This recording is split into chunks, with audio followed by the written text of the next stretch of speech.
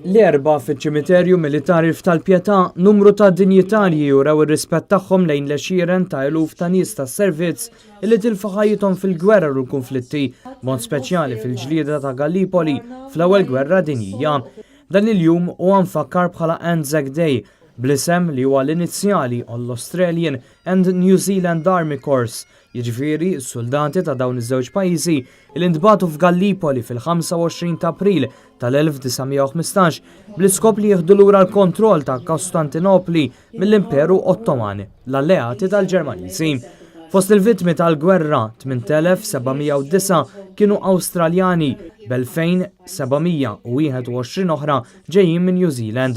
Tant li llum dawn iż-żewġ pajjiżi jikkommemoraw dan il-jum bħala l-jum nazzjonali ta' tifkira. Għal pajjiżna wkoll dan huwa jum importanti jekk kif diversi soldati kienu nġibu f'pajjiżna għal kura fl-isptar militari tal-Imtarfa u ħut minnhom tilfu ħajjithom hawn.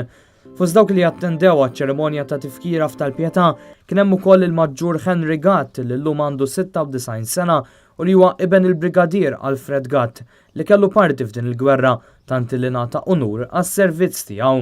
Niġi kull sena minn Dubdowa, imma mara ta' missieri.